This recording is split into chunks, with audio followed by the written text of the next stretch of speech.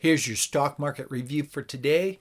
Big day in the stock market. We got two pieces of economic data. Stocks initially sold off, battling back, getting close to break even for the day. Bond yields doing just the opposite, shooting up, then selling off, getting back close to break even for the day as well.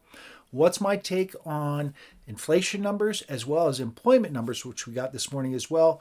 I'll jump in and I'll explain what I'm looking at and what I think is going to happen with the bond yields and stocks moving forward. And we'll look at the stock market review for today. Let's jump in.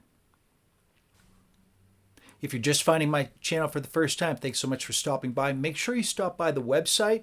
I'm launching a bunch of new things just this month going forward through the rest of the year. Top 100 value investment stocks. I do economic analysis, sector ETF analysis, and individual stock analysis. Of course, the roots of where my online website is and my original channel, cannabis stocks analysis there. Make sure to hit the links down below. You can check out the website. I will be launching a bunch of stuff going forward in the next couple of days and weeks.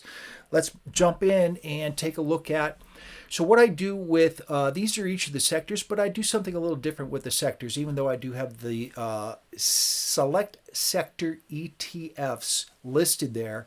What I do is I only do one particular stock per share, and then I look at each individual yield. I look at the next 4 quarters and ask the question, given today's price, what is the yield?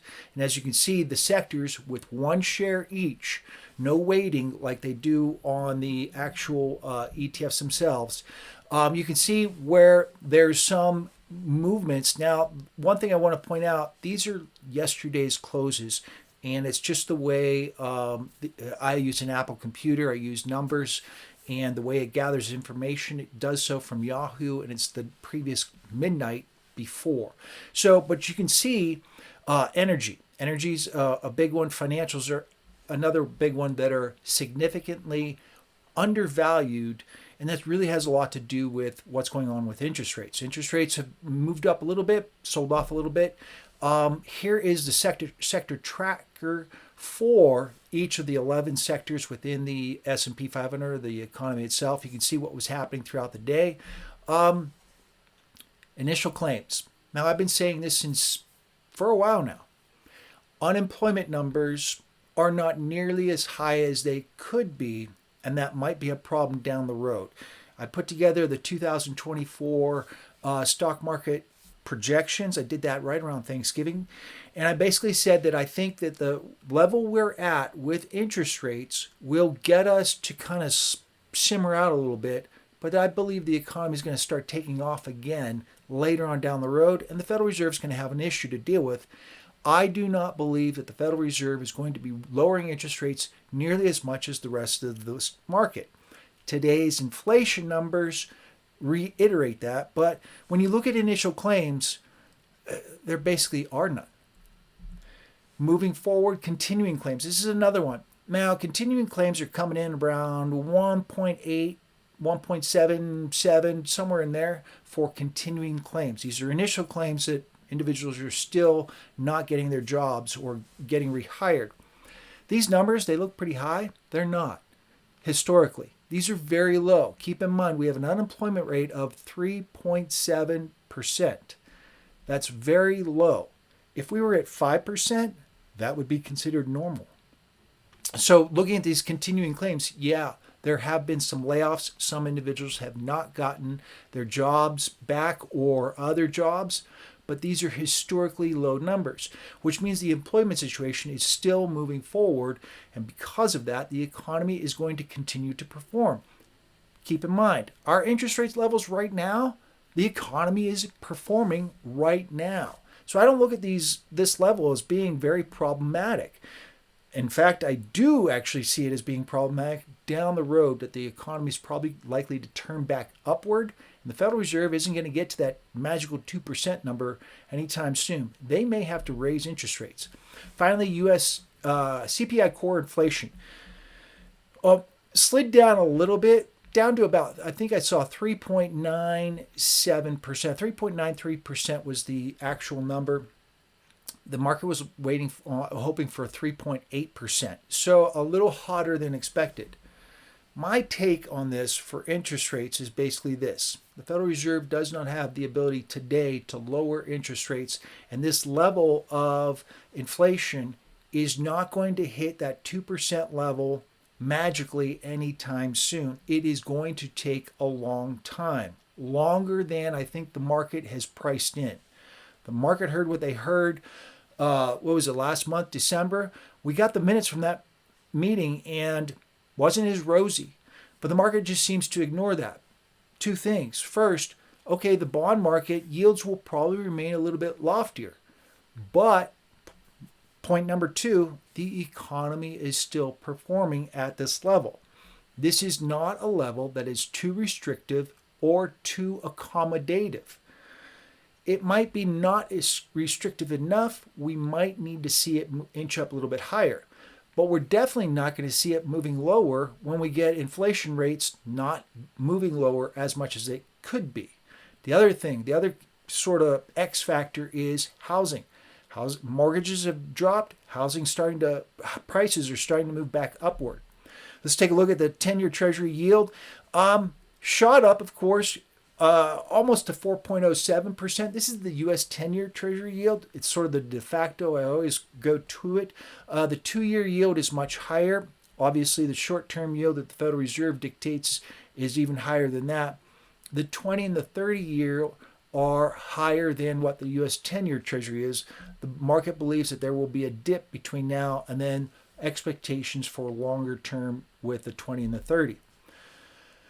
Looking at the S&P 500, initially sold off, kind of came back, sold off heavier, almost came back up to break even.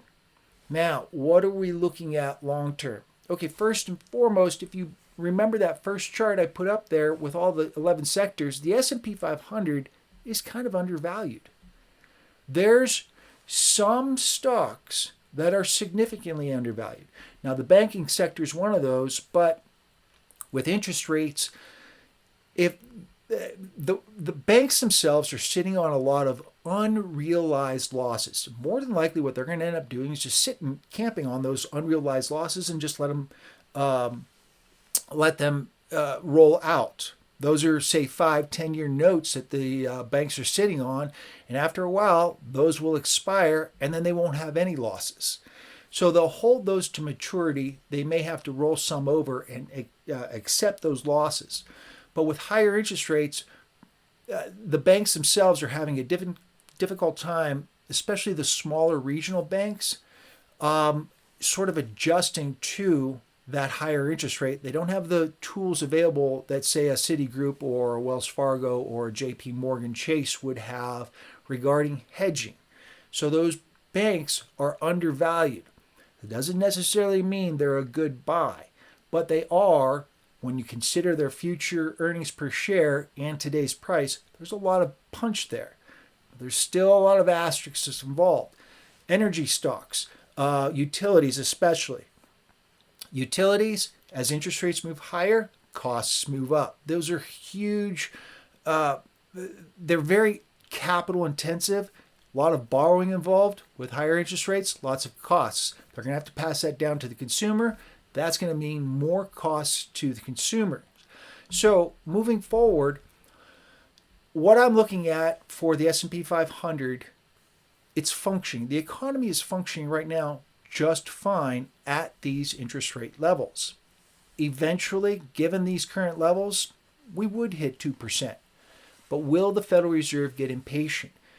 In the meantime, and this is really kind of the big X factor that I'm watching, the housing market is so skewed right now because of the ultra lower interest rates we had back in 2020.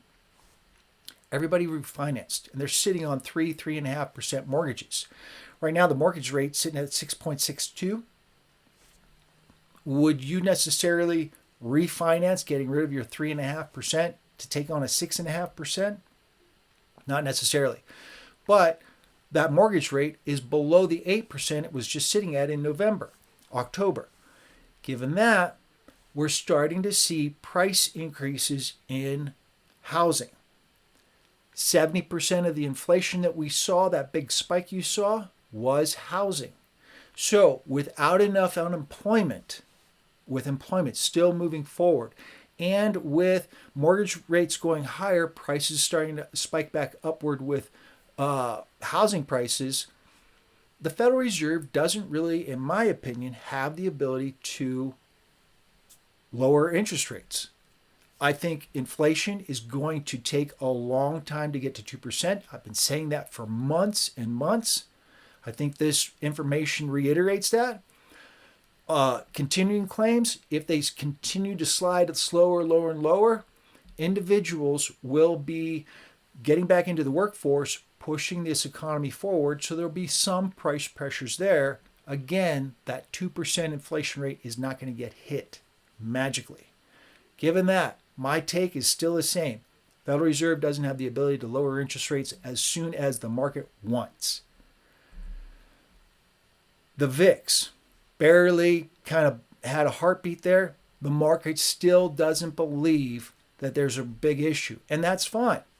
Buy on the dips is probably going to work out just fine for the S&P 500.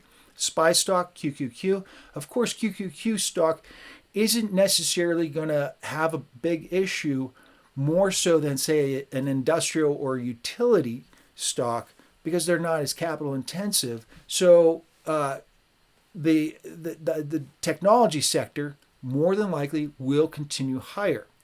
So given that a lot of those stocks in SPY stock are undervalued, I still see the stock market moving higher.